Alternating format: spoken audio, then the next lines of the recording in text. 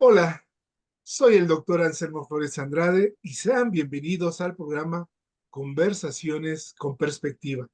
El día de hoy hablaremos sobre la discriminación y violencia hacia las mujeres en las instituciones de educación superior. Para ello, contamos presencia de la doctora Charlene Curiel, quien es doctora en antropología social por la Universidad de Wageningen en Holanda y actualmente es profesora e investigadora de tiempo completo en el Instituto de Investigaciones Sociológicas de la Universidad Autónoma Benito Juárez de Oaxaca y pertenece al Sistema Nacional de Investigadores Nivel 1. Charlene, gracias por aceptar la invitación para estar con nosotros. Muchas gracias, Anselmo, por la invitación, por el espacio y sobre todo por el interés pues en esta temática y esta problemática que vamos a abordar en el programa de hoy.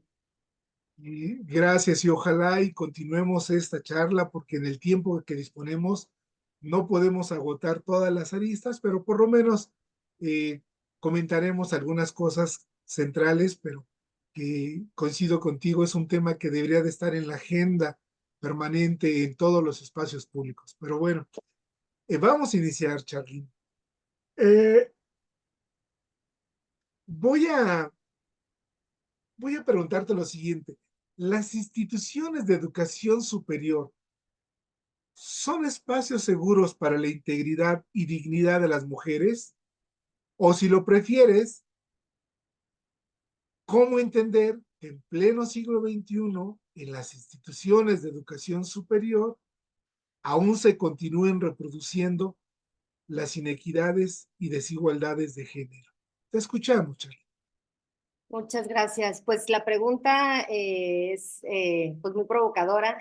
En efecto, es de verdad a veces insólito, ¿no? Pensar que ya estamos en el siglo XXI y que pues no nada más la universidad, sino la sociedad en su conjunto, pues sigue siendo una sociedad pues patriarcal, ¿no? Atravesada por una serie de órdenes y de sistemas que oprimen, que subordinan, que dominan tanto a las mujeres como a otras subjetividades feminizadas, ¿no?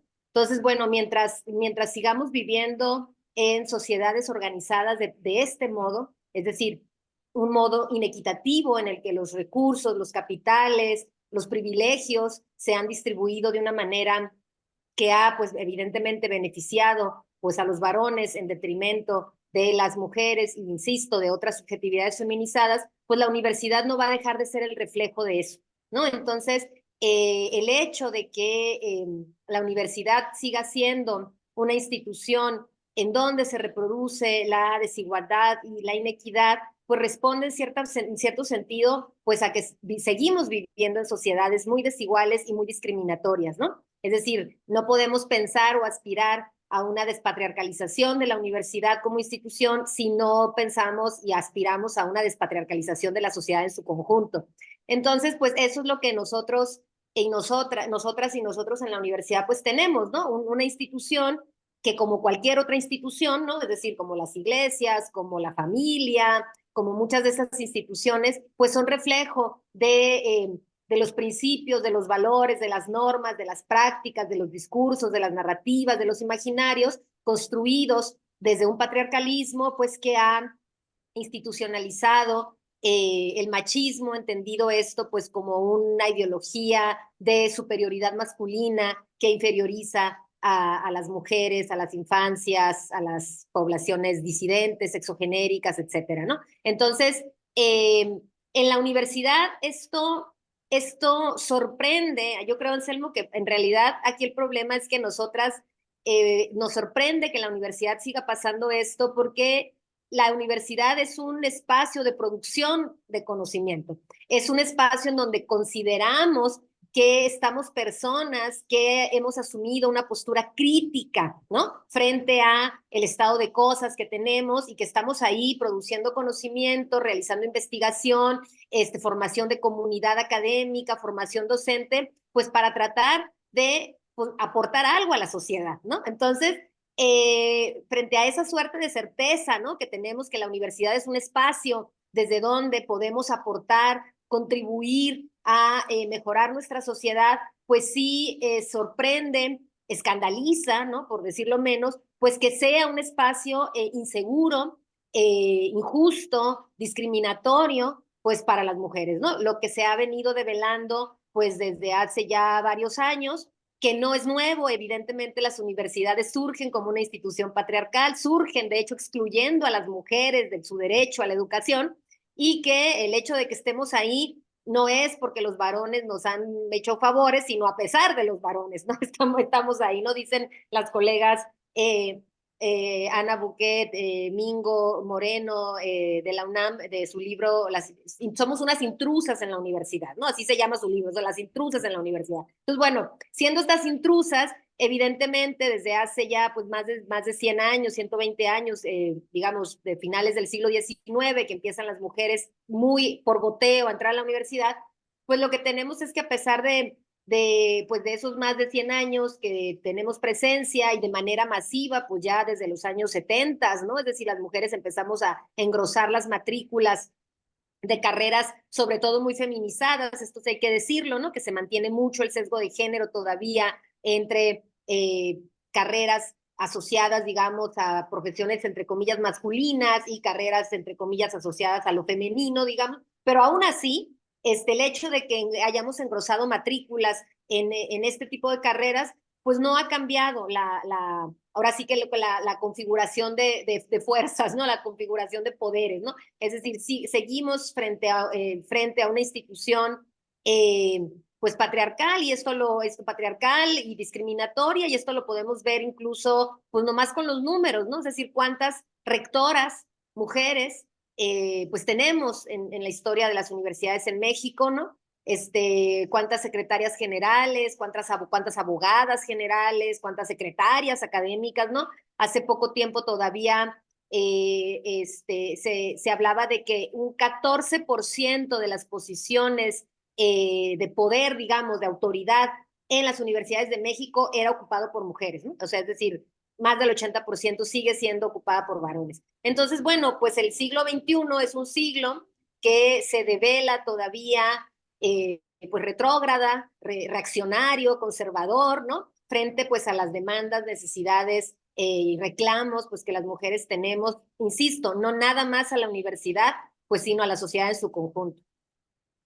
Claro, y qué bien que trajiste a colación este término porque de intrusas, porque no es una percepción subjetiva de las mujeres. Así se las hacen sentir y así las tratan. Y antes de pasar a eso, a esas prácticas, me gustaría preguntarte para que el público que nos va a ver y nos va a escuchar dimensionen el problema del tamaño. La pregunta que te quiero hacer, Charlene, es ¿qué consecuencias tiene para una universitaria, para una trabajadora y una docente la discriminación y violencia que existe en las instituciones de educación superior? Pues las consecuencias varían obviamente mucho. No podemos decir que al interior de la universidad todas las mujeres atravesamos los mismos tipos de discriminación y violencia. Es decir, el hecho de ser mujeres ya nos pone en una condición de desventaja frente a los varones. Esto lo podemos ver, por ejemplo, en los sistemas de evaluación, ¿no? En donde, por ejemplo, no se considera que pues las mujeres a pesar de que nos hemos incorporado al mercado de trabajo remunerado, de empleo remunerado, pues no nos hemos descargado de los trabajos de cuidados domésticos o de la reproducción, ¿no? Entonces, esto evidentemente nos quita una cantidad de tiempo muy importante a quienes pues somos esposas, a quienes son madres, a quienes cuidan adultos mayores, personas con alguna discapacidad, etcétera, y que se hacen cargo, ¿no? De las dinámicas familiares, pues que de lo del día a día, ¿no? Que quién hace la comida, que quién va al supermercado, que la tintorería, que es, o sea, es decir, las reuniones de sociedad de padres de familia, etcétera, ¿no? Esto, por ejemplo, es un obstáculo, es decir, se ha presentado y se ha observado ya como un obstáculo para que las mujeres en la academia sobre todo, puedan desarrollar al 100%, digamos, sus capacidades, sus habilidades, en virtud de que el tiempo que tienen para eso es menor, ¿no? En relación, digamos, al que pueden tener los varones que históricamente y en virtud de la organización patriarcal están descargados de realizar estas labores, ¿no? Entonces, por un lado, tenemos sistemas de evaluación que no consideran la maternidad, no consideran, digamos, este tipo de trabajos. Pensemos que muchas mujeres en la academia han decidido también ser madres autónomas, es decir, no tienen pareja, no la quieren tener, no la quisieron tener o simplemente se separaron, lo que sea, y ellas son quienes cargan, digamos, ellas son quienes realizan, ¿no? Los trabajos de cuidados de sus criaturas. Esto no se considera al momento de evaluar, ¿no? En aras de mantener una suerte de neutralidad, de objetividad, de imparcialidad y de valores como asociados a la meritocracia, ¿no? Porque hay gente que le pone muchas ganas y hay otra que no le pone tantas, ¿no? Entonces, hay un sistema de evaluación que evidentemente ponen, digamos, a las mujeres en situaciones de desventaja, ¿no? Y esto no es una casual, digamos, esto no es algo que yo estoy elucubrando, es decir, los números nos lo dicen. Cuando vemos, por ejemplo, como el nivel 1 del SNI, pues hay una cantidad muy importante de mujeres, pero ya en el nivel 3 del SNI hay una cantidad menor de mujeres, ¿no? Y también esto varía mucho entre el perfil, digamos, de las profesiones y de las carreras, ¿no? Y esto también pasa en los programas de estímulos que cada universidad tiene, en donde pues en buena parte, digamos, de los niveles más altos, pues los ocupan los varones y pues las mujeres ahí batallan entre estar entre el menos peor pero nunca en el más alto, ¿no? Eso es una afectación, digamos, tiene que ver con cuestiones que no hemos logrado resolver entre cómo conciliar el trabajo que hacemos de manera remunerada y el trabajo pues que no se remunera, pero que tampoco se visibiliza y tampoco se valora y tampoco se toma en cuenta, ¿no? Y que vemos que hay una afectación, ¿no? En la manera en la que las mujeres desarrollamos pues nuestras carreras universitarias. Otra condición, digamos, en donde la discriminación se expresa de manera muy tajante y que lo hemos estado observando porque ya es una demanda y una exigencia de los movimientos, sobre todo de estudiantes al interior de la universidad, tiene que ver con la violencia.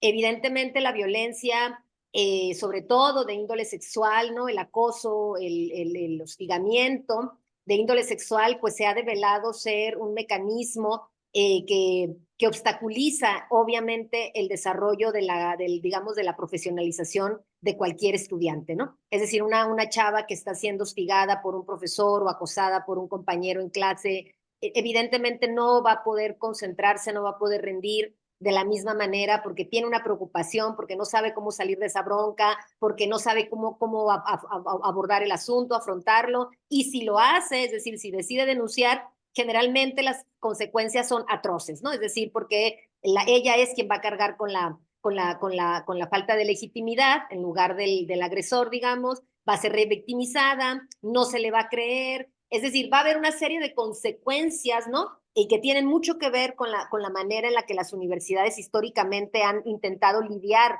con los problemas digamos, que tienen que ver con el acoso, el hostigamiento, y que básicamente es mejor no verlos, ¿no? Es decir, este trabajo muy importante que hicieron Araceli Mingo y Hortensia Moreno en la UNAM, que se llama El ocioso intento de tapar el sol con un dedo, ¿no? Que quiere, o sea, habla justamente de cómo las autoridades universitarias, y no nada más en una universidad, sino en general, en esto estamos hablando de todas las universidades de este país, privadas y públicas, pues prefieren eso, intentar tapar el sol con un dedo, es decir, fingir que eso no está sucediendo, ¿no? Entonces, bueno, frente a esa omisión, a esa falta de empatía, de sensibilización y también de normativas, pues las mujeres que intentan denunciar o que lo logran, pues evidentemente sufren una serie de atentados, digamos, contra su integridad psicológica, emocional, física, y muchos de estos desenlaces, lamentablemente, son la deserción escolar, ¿no? Entonces ahí tenemos también digamos, otra consecuencia muy negativa, ¿no? De expresiones de discriminación, ¿no? Y esto también puede pasarle, pues, a docentes, por ejemplo, que están de asignatura, que son las que están de manera más insegura, ¿no? No tienen tanta certeza laboral en la universidad, de que están siempre dependiendo de que les renueven contratos y les den horas cada semestre. Esto sucede también con trabajadoras eventuales. Es decir, mientras la universidad las universidades en general no sigan manteniendo este tipo de esquemas en donde también ya opera incluso el outsourcing para el caso, por ejemplo, de asistentes de investigación, ¿no? Y para otro tipo, digamos, de perfiles laborales, pues la inseguridad laboral y la falta de certezas, pues siempre va a poner a las mujeres en una desventaja cuando se trata de un problema de índole laboral, que no necesariamente tiene que ver con el acoso y el hostigamiento de índole sexual. Puede haber acoso laboral, puede haber otro tipo, digamos, de problemáticas, pero lo que sí es cierto es que son las mujeres quienes engrosan, digamos, las cifras de personas víctimas de este tipo de hostigamiento y acoso al interior de las universidades, partiendo también de que las universidades generalmente la mayor parte digamos, de la planta docente o de los profesores de tiempo completo son varones, ¿no? Lo que también, digamos, la consecuencia de eso, pues es que también son varones quienes están en posiciones de poder, ¿no? Es decir, son los directores de los institutos, son los directores de las facultades, son los secretarios académicos, ¿no? Y esto evidentemente obstaculiza mucho intentar modificar o cambiar pues la cultura institucional de género de las universidades, ¿no? Que son justamente este conjunto de arreglos, de prácticas, de discursos, de narrativas, de maneras de hacer las cosas que a veces están incluso en contra de las normatividades, pero que sin embargo están tan arraigadas que hemos naturalizado en las universidades pues que las cosas son así, ¿no? Y esto está muy asociado, pues, evidentemente, a prácticas de discriminación y de violencia, ¿no? Hacia las mujeres y hacia otras, insisto, subjetividades feminizadas, porque también hay mucha violencia y discriminación a personas que vienen, por ejemplo, de pueblos originarios, a personas que no hablan el español como su lengua materna, es decir, a personas incluso que profesan religiones pues no hegemónicas, ¿no? Es decir, que no son católicas. Entonces, digamos que hay una suerte como de escenario muy variopinto que configura, ¿no? Los contextos en donde se ejercen diferentes tipos de discriminaciones que lamentablemente tienen en las mujeres pues a su principal objetivo. Claro. Comentaste lo de la violencia sexual y creo, he escuchado que es como un extremo de la violencia, pero hay una más cotidiana y en ese sentido te quería preguntar si nos podrías compartir cuáles son las prácticas más comunes de discriminación y violencia contra las mujeres en las instituciones de educación superior. Son aquellas que por tan comunes o tan, digamos, normalizadas, pues no se percatan, o tanto el agresor piensa que no está agrediendo como la que lo recibe, pues no, de lo normalizado que está. Sí, así es. Pues sí, es un poco como, digamos, pensando en el concepto o sea, es decir, hay toda una violencia simbólica, ¿no? Que atraviesa las interacciones y las relaciones sociales que se establecen en la universidad entre, pues, varones y mujeres, ¿no? Buena parte, por ejemplo, de estas expresiones de discriminación, que no, que a veces, en efecto, como bien dices tú, no necesariamente se observan como violencia y a lo mejor hay gente que ni siquiera las puede percibir como tales, ¿no? Es decir, a lo mejor ni ofenden a ciertas personas que están siendo víctimas o sujetas de ese tipo de discriminación. Y muchas veces, en efecto, los varones tampoco se enteran de que eso está sucediendo, ¿no? De que ellos están reiterando, reproduciendo un esquema sexista, por ejemplo. Y justo tiene que ver con la minimización de lo que las mujeres hacemos en la universidad, ¿no? Es decir, no tomar en consideración las contribuciones, los aportes, lo que le damos a la universidad en tanto profesionistas, tanto como estudiantes, como docentes, como personal administrativo, ¿no? Es decir, es considerarnos prescindibles, ¿no? E incluso considerar que cualquier cosa que hagamos nosotras podría estar mejor hecho si lo hiciera un varón también, ¿no? Eso es algo que está ahí, ¿no? Es decir, siempre está ahí presente, ¿no? La sospecha de cuando una mujer llega a una dirección, ¿no? O a un espacio de toma de decisiones, pues siempre está la sospecha de cómo llegó ahí, ¿no? Pues quién sabe de quién es hija, de quién es amante, de quién es novia, ¿no? Y llegó ahí de manera muy sospechosa, porque pues quién sabe cuáles credenciales tiene, ¿no? Siempre hay esa como sospecha, ¿no? Alrededor de eso. negando sus capacidades. Es exactamente, ¿no? Interrogando nuestra posibilidad de ser intelectualmente, intelectualmente capaces, ¿no? Tener los estudios que decimos que tenemos, ¿no? O sea, es decir, como todo eso siempre está a prueba, ¿no? Es decir, a ver si es cierto, ¿no? A ver si es cierto que eres esto y a ver si es cierto que eres aquello, ¿no? Es decir, que consistentemente. También, por ejemplo, creo que otra de las expresiones y muy claras que hay tiene que ver con una división sexual del trabajo que hay al interior de las universidades, ¿no? Es decir, si una observa en las universidades quiénes son las personas que están en las coordinaciones de docencia, de posgrado, de tutorías, de servicio social, ¿no? De atención psicológica, qué sé yo, una serie, digamos, pues de instancias que ahora tenemos en las universidades, pues justamente, sobre todo para atender a la población estudiantil, pues lo que vamos a ver es una sobrerepresentación de las mujeres en esos cargos, ¿no? Y esto nos habla de que entonces hay una infrarrepresentación de los hombres haciendo esos trabajos, que son trabajos y que muchas veces esos cargos son prácticamente honorarios porque no tienen un presupuesto, es decir, no se nos retribuye por ser coordinadoras de docencia o coordinadoras de servicio social o coordinadoras de tutorías. Sin embargo, es tiempo que se le dedica, obviamente, pues a organizar, a gestionar, a administrar, y que son trabajos imprescindibles en la vida universitaria, ¿no? Es decir, son trabajos que hay que hacer, ¿no? Llenar formularios, estar vigilante de que ciertos procesos se realicen, si cursos de capacitación, es decir, cosas como esas que quitan mucho tiempo, que insisto, no siempre están remuneradas, hay universidades que de plano no hay dinero para eso, entonces una prácticamente hace tequio cuando asume ese tipo de responsabilidad, como es mi caso en estos momentos, ¿no? Que soy coordinadora de docencia, y que una dice, bueno, pues ya me toca, ¿no? Y pues ya me toca y hay que hacerlo, pero evidentemente esto te resta pues tiempo para los propios proyectos de investigación, para preparar mejor las clases, para darle mejor seguimiento a los asesorados o asesoradas de tesis. Entonces, todo esto, por ejemplo, es algo muy recurrente en las universidades, ¿no? O sea, que las coordinaciones estén encabezadas por mujeres.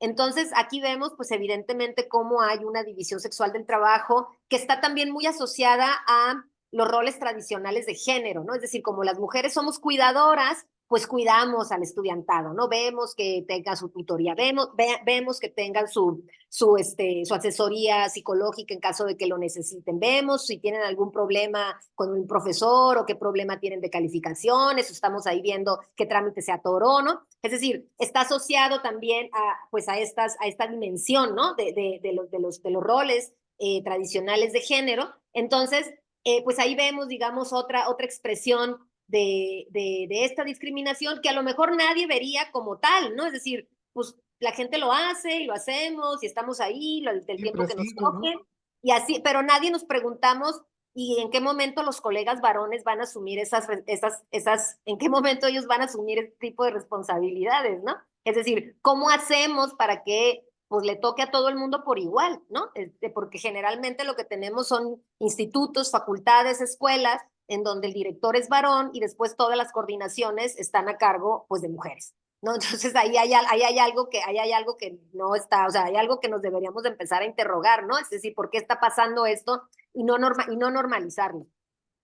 Pero desde hace algunos años que este tema está siendo más visibilizado y tratado, han surgido algunos marcos, pero más allá de los marcos, o si te quieres, nos centramos en los marcos, pero ¿qué están haciendo o qué han hecho las instituciones de educación superior para prevenir, erradicar y sancionar la discriminación y violencia hacia las mujeres? Sí, pues sí, o sea, desde que hay que decir que si las universidades empezaron a interrogar, o sea, las autoridades, ¿no? No las universidades, las autoridades empezaron a preocuparse por el tema o a ocuparse por lo menos por la problemática sobre todo de la violencia, que sobre todo en este tipo de acoso y hostigamiento de índole sexual, evidentemente tuvo que ver por la presión de las estudiantes, sobre todo de las estudiantes. Es decir, en algún momento, hace ya poco más de 10 años, empezamos a ver las primeras manifestaciones de estudiantes organizadas que empezaron a decir, pues ya estuvo bueno, o sea, ya estuvo bueno, o sea, como ya, o sea, ya fue, ya se acabó, o sea, es decir, ya estamos hartas. Sucedieron cosas muy paradigmáticas, es decir, se presenciamos coyunturas muy importantes, como fue, por ejemplo, el asesinato de Ali en estudiante de la UNAM, después el asesinato de Lesbi Osorio, también en la UNAM. Es decir, hubo como coyunturas que empezaron a movilizar, ¿no? A movilizar y organizar el malestar, porque resultó que una compañera hablaba de un maestro que la estaba hostigando y que, no sé, la invitaba a tomar algo y le insistía y ella decía que no y luego le empezaba a amenazarla. Y resulta que eso le pasaba no nada más a ella, sino que le pasaba a un montón de otras chavas que estaban experimentando el mismo tipo de situación con algún maestro, el director de la tesis, el jefe del proyecto, no sé, el director de quién sabe qué unidad, etcétera. Entonces, va a ser la organización de las estudiantes las que van a empezar pues a sacudir un poco la inoperancia y la falta de empatía de las autoridades universitarias, pues que frente ya a casos muy sonados, ¿no? De lo que le llaman las chicas los scratches, ¿no? Las denuncias públicas, las redes sociales, tendederos en donde se ponen nombres de docentes o de estudiantes que son señalados de acosadores, de violentadores, de qué sé yo, de machistas, de misóginos, etcétera. Eso fue lo que empezó a pues poner se encendió un foco rojo y dijeron, bueno, aquí hay algo que tenemos que empezar a ver y empezar a hacer, ¿no? La NUYES va también a empezar a presionar a las universidades, porque algo que tenemos que tener mucha claridad, y creo que hay muchas autoridades universitarias que les cuesta mucho trabajo entender que la autonomía no es nosotros en la universidad hacemos lo que nos pegue la gana.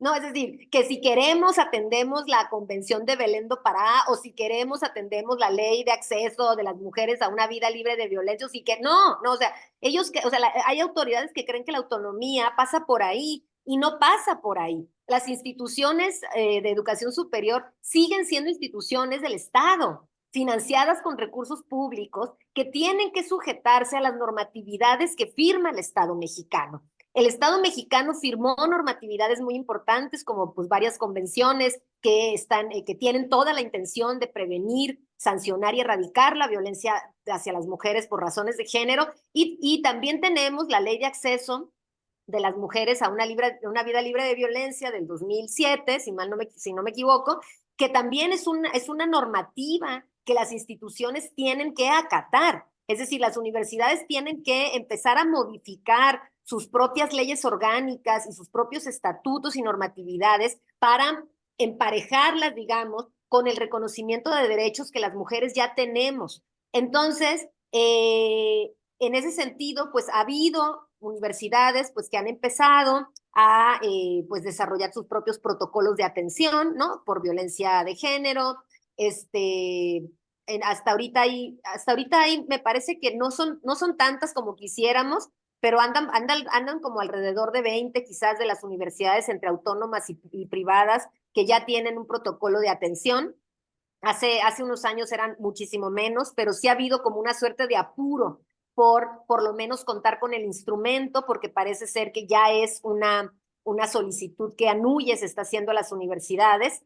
Y pues es importante, es decir, los protocolos está bien que existan, es decir, es mejor que existan a que no existan, por supuesto, ¿no? Porque justamente el hecho de que no existan es lo que hace que las autoridades luego le digan a las chavas, ay, pues váyanse a las fiscalías porque aquí no podemos hacer nada, ¿no? Nosotros no somos Ministerio Público, entonces vayan a denunciar allá en donde tampoco les van a hacer caso, por supuesto, porque ya sabemos cómo están las fiscalías en este país. Entonces, está bien que estén los protocolos, pero también el mismo movimiento feminista estudiantil pues ha dicho cómo nos ha estado pues, develando, pues cómo los protocolos tampoco son la panacea, ¿no? Porque aunque existan, pues hace falta muchísimo recursos, infraestructura, comisiones que investiguen, asesoría psicológica y legal, es decir, una serie de cosas pues que las universidades en sus recortes presupuestales que tienen cada año, pues no consideran. Entonces, a veces es muy difícil que el protocolo realmente opere, ¿no? Es decir, que sea operativo y sobre todo que satisfaga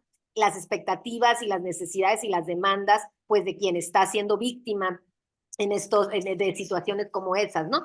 Entonces yo creo que está muy bien, o sea, está muy bien que las universidades empiecen a buscar especialistas, a hacer protocolos, que asuman una postura en términos de tratar de establecer una política pública, ¿no? Que apunte hacia una mayor equidad entre hombres y mujeres.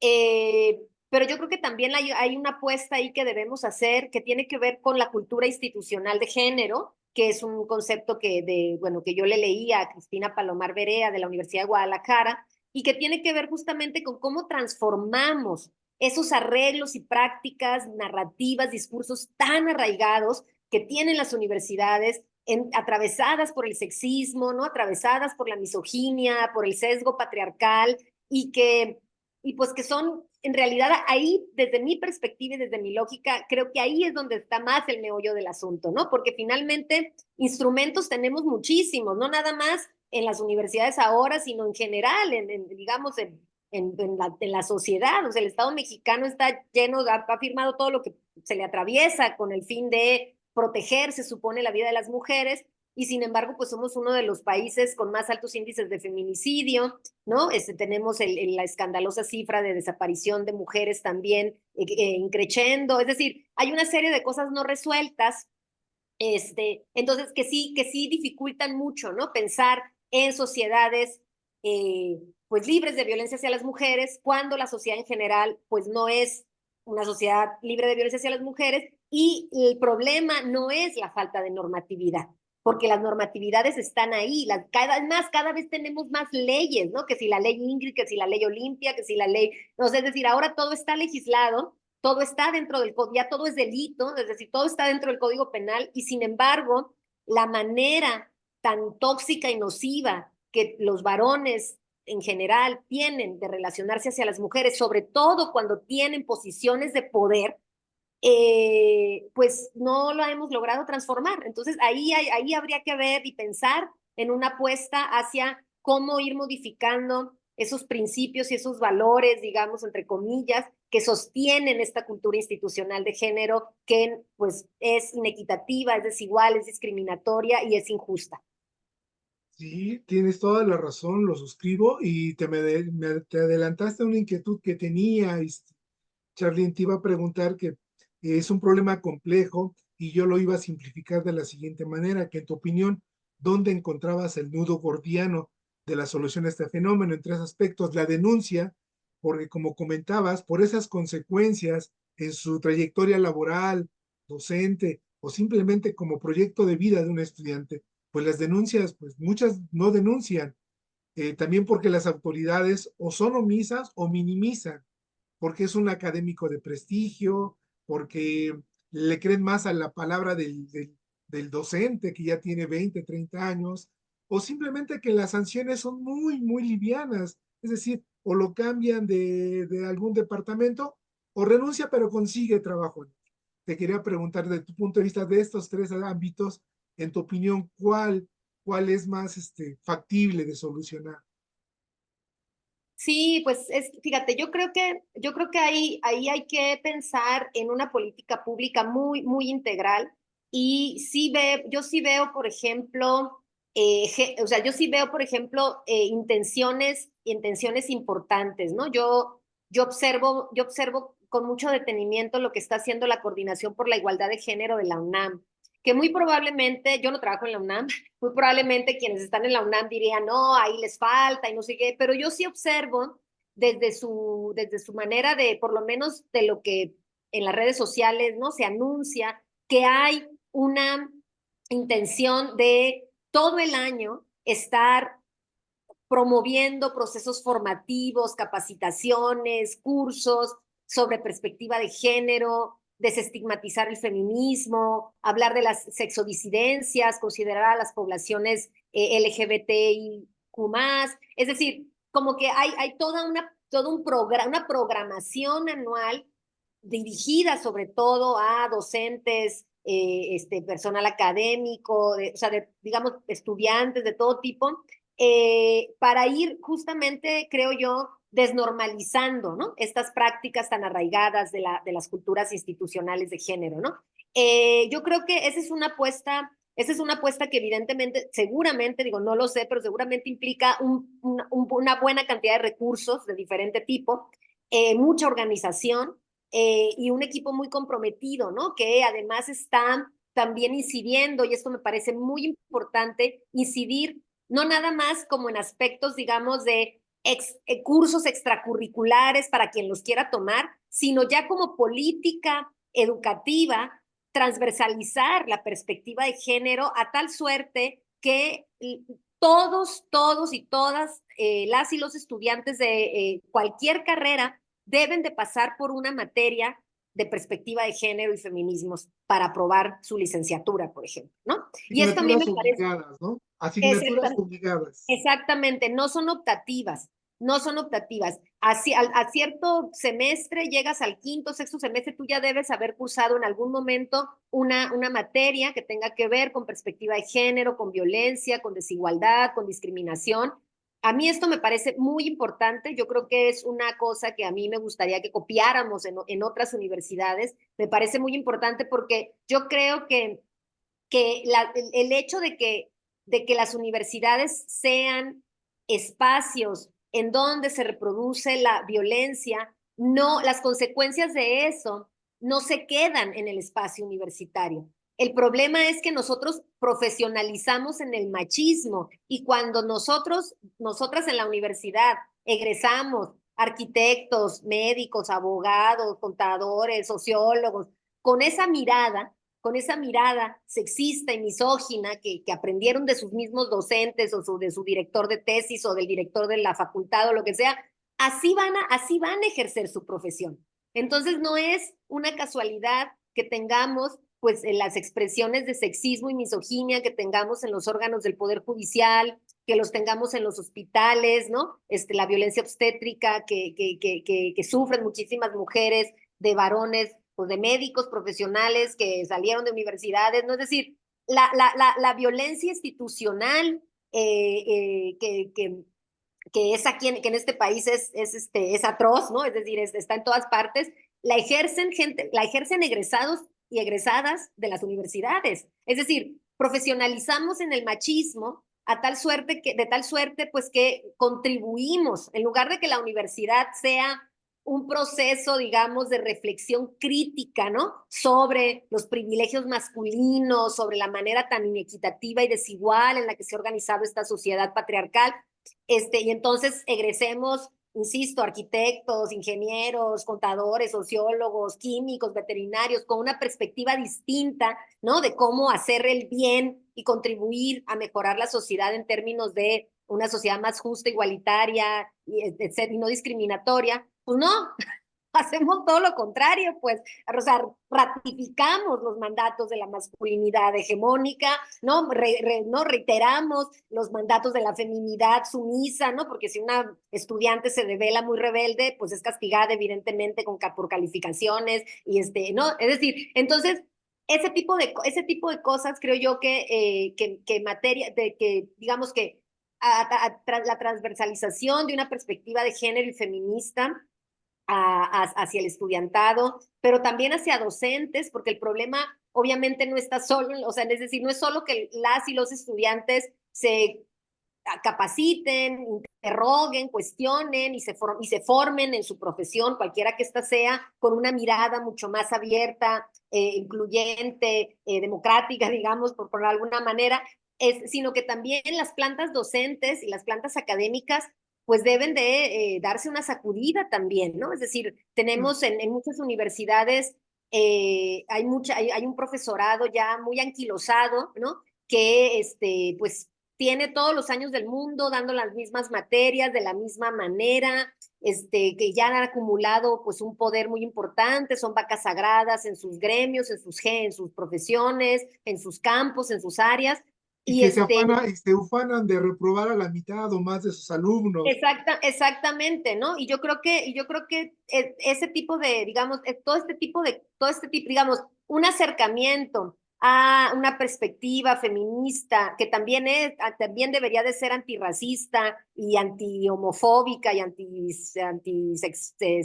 lesbofóbica y transfóbica, ayudaría muchísimo a ir transformando justamente estas prácticas pues tan reiteradas de discriminación silenciosa, ¿no?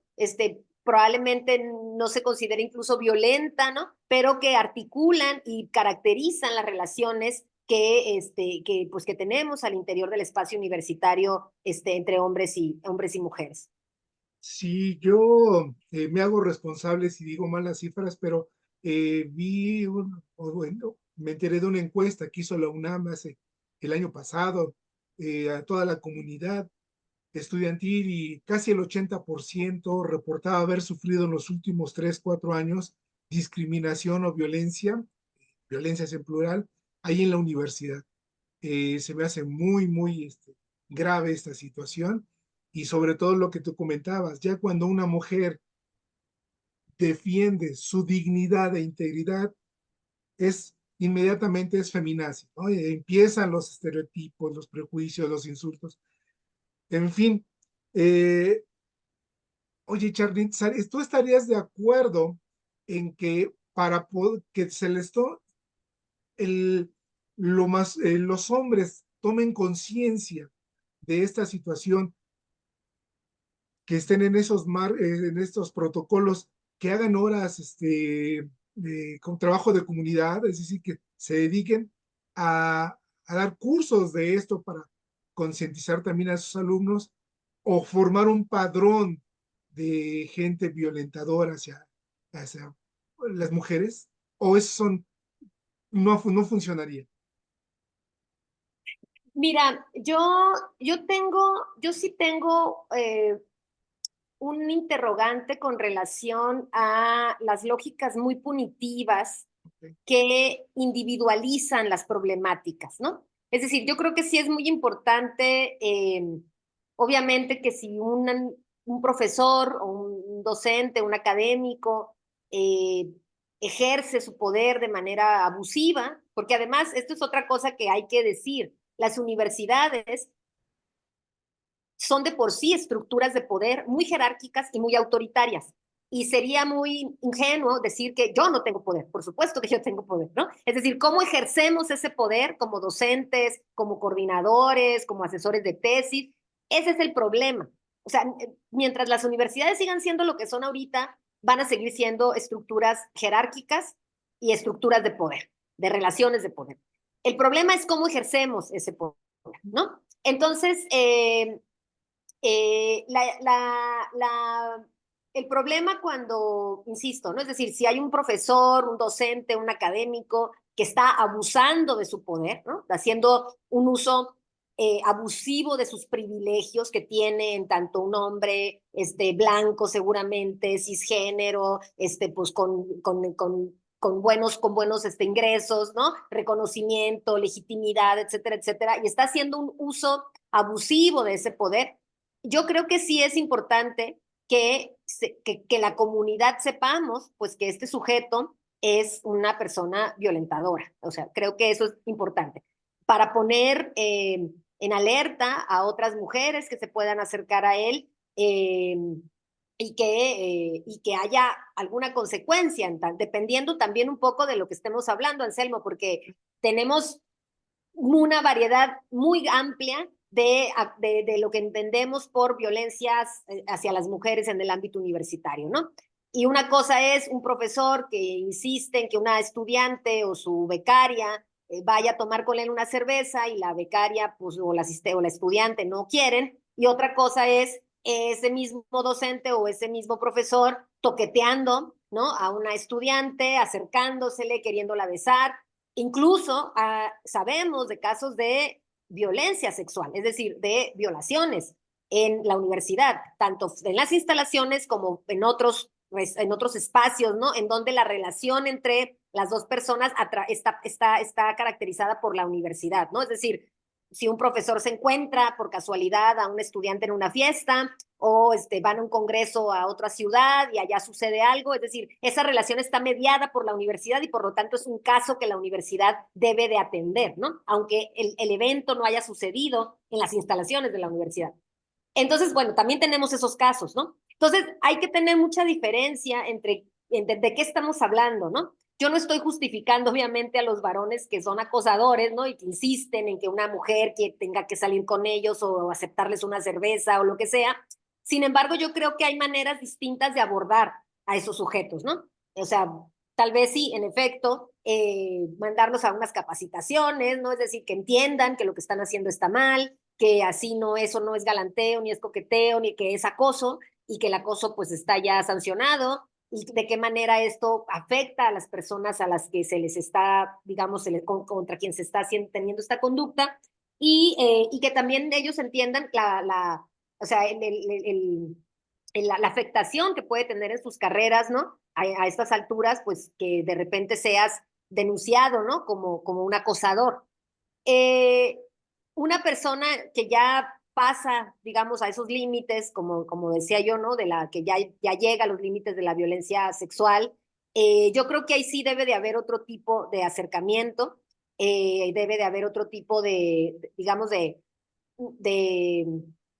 sanciones. Insisto, yo no soy necesariamente partidaria de la cárcel para todo el mundo, pero sí creo que las universidades deben de asumir una responsabilidad con respecto a eso, porque en muchas ocasiones, cuando suceden cosas que ya pasan por delitos que son de índole penal, las universidades no quieren actuar y prefieren que las estudiantes o quien sea la agredida vaya a las fiscalías, ¿no? Entonces, esto pone evidentemente a las víctimas en una situación o a las sobrevivientes en una situación de mucha vulnerabilidad y de mucha incertidumbre. Y generalmente lo que tenemos es que la persona que violentó, pues se queda en la universidad y la que se va es la persona agredida, ¿no? Es la sobreviviente. Entonces, ahí sí creo yo que la universidad debe de asumir una responsabilidad un poquito más, o sea, más seria, de qué manera hacer una clasificación, digamos, de su propio protocolo, de qué amerita, por ejemplo, una rescisión, que un contrato se termine, ¿no? Y también incluso, pues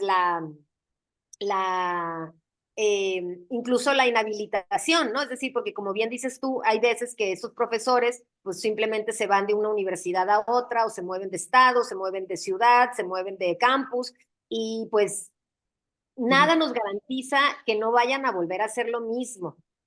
El problema es que tampoco podemos individualizar es decir, individualizar esto, es decir, la violencia contra las mujeres, si bien la ejecutan sujetos concretos, las causas de ella no son los sujetos concretos, no son los individuos, es una estructura de dominación patriarcal, es una serie de condiciones que la misma universidad tiene y permite, ¿no? Para que las relaciones sean de esta manera y no de otra. Entonces, yo creo que algo muy importante también es ver de qué forma tratamos de generar condiciones que prevengan el ejercicio de conductas de este tipo, ¿no? Es decir, de qué manera nos podemos poner de acuerdo como comunidad universitaria para que haya cosas que no se pueden hacer. Por ejemplo, eh, un docente en su cubículo no cierra la puerta cuando atiende a un estudiante, hombre o mujer. No están hablando de nada personal, no están hablando de algo íntimo, están hablando de un trabajo, de una tarea, de una clase, de una tesis. La puerta puede quedar abierta. ¿Cómo acercarse, por ejemplo, al hecho de que, en efecto, hay docentes que tienen relaciones con sus estudiantes? Las estudiantes en la universidad ya son mayores de edad. No podemos nosotras, aunque no nos guste mucho la idea, meternos en sus vidas privadas. Sin embargo, yo creo que esas relaciones deben de ser abiertas.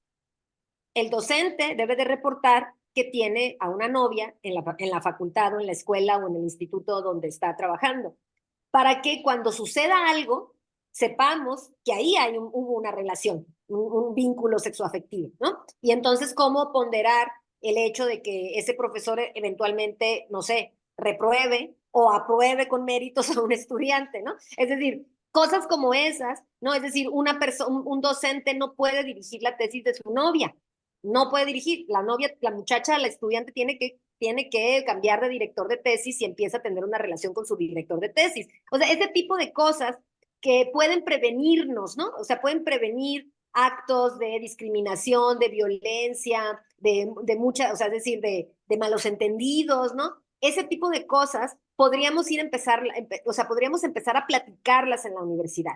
Sí, porque tampoco podemos tratar a los estudiantes como si fueran menores de edad y chamaquitas de 12 años, porque ya son adultas y están justo empezar, la universidad es su entrada a la autonomía, ¿no? O sea, se van solas a la escuela, muchas de ellas dejan el uniforme de la prepa atrás, es decir, hay muchas de ellas se cambian de ciudad y van a vivir fuera de la familia, fuera de la, digamos, del control, ¿no? Familiar o de la comunidad, y se enfrentan a estas cosas y de repente sí, tienen pues relaciones sexoafectivas con sus docentes. No podemos prohibir eso pero tenemos que tener una manera de regular esto para que no se convierta justamente después de eso en un arma de doble filo que termine afectándolas, sobre todo a ellas, ¿no? Entonces, ese tipo de detalles que son de la vida cotidiana, porque ese tipo de cosas se presentan en todas partes, son cosas que tenemos que platicar en las universidades y ponernos de acuerdo y saber cuáles son los acuerdos, los arreglos a los que podemos llegar para que tengamos convivencias pues más sanas, menos discriminatorias y pues menos violentas. Wow, Charlene, gracias por habernos recordado lo complejo que es este fenómeno de la discriminación y la violencia hacia las mujeres en las instituciones de educación superior y sobre todo que para su solución requiere de diferentes disciplinas y ámbitos que puedan ser abordados al mismo tiempo. No es cuestión de un solo instrumento o un solo acto jurídico o actitudinal. Antes de terminar, ¿quisieras dejarnos al público que nos va a ver y escuchar alguna reflexión sobre este tema? No, pues muchas gracias, Anselmo, por la invitación. Yo creo que en las universidades debemos de seguir en el ritmo que tenemos, de hablar, ¿no? Creo que hay muchas universidades que ahorita ya tienen el tema muy a flor de piel, ¿no? Y aprovechan todas las efemérides del año para estar hablando de la violencia, de la prevención, de cómo erradicarla. También creo yo que es importante considerar lo que algunos estudios se han hecho, por ejemplo, en algunas universidades de la Ciudad de México, que hablan no nada más del tipo de violencia de índole sexual, sino de otros tipos de violencia como el bullying, como la discriminación por origen social o étnico, que también son problemas que no necesariamente pasan, insisto, por el acoso y el hostigamiento sexual, pero que sí afectan muchísimo a las estudiantes, sobre todo a las y los estudiantes, ¿no? Por ejemplo, que vienen de comunidades indígenas, que llegan a la ciudad a estudiar, que el español no es su lengua materna, que obviamente vienen de condiciones muchísimo más desventajosas, ¿no? Y que tienen menos posibilidades de tener, no sé, acceder a libros, a internet, a computadora, etcétera, y cómo todos este tipo de cosas se pueden convertir en estereotipos que se usen, ¿no? Para ofender, para bulear, para dañar a las personas, ¿no? Hay, por ejemplo, también mucho robo al interior de algunas universidades, ¿no? Se roban las mochilas, se roban el celular,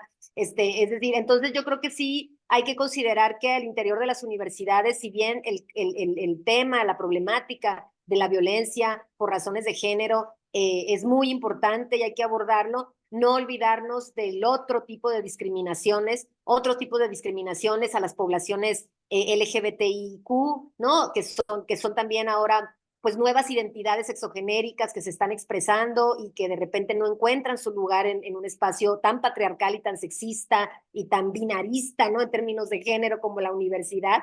Entonces yo creo que sí es muy importante que pensemos, ¿no? En también en ubicar la importancia, obviamente, y detectar y seguir hablando de la violencia contra las mujeres, pero también pensar y darle su justa dimensión al resto de violencias y de discriminaciones que sufren otro tipo de poblaciones por otras razones que no necesariamente son de género. Claro. Y solo apuntaría con lo que acabas de decir, Charlene, que nos queda un camino todavía largo para lograr esa igualdad sustantiva y para que todos, hombres y mujeres, tengamos una vida libre de violencias. Pero estamos en el camino y bueno, hay que continuar. Solo me resta, gracias Charlene, solo me resta decir, soy el doctor Anselmo Flores Andrade y fue un placer haber conversado con la doctora Charlene Curiel, profesora investigadora en la Universidad Autónoma Benito Juárez de Oaxaca y miembro del Sistema Nacional de Investigadores. Gracias Charlene, gracias por tus reflexiones, gracias por tu tiempo y gracias por estar con nosotros. Y hasta la Muchísimas próxima gracias. misión. Muchísimas gracias, Anselmo y a tu auditorio. Muchas gracias. No, gracias a ti.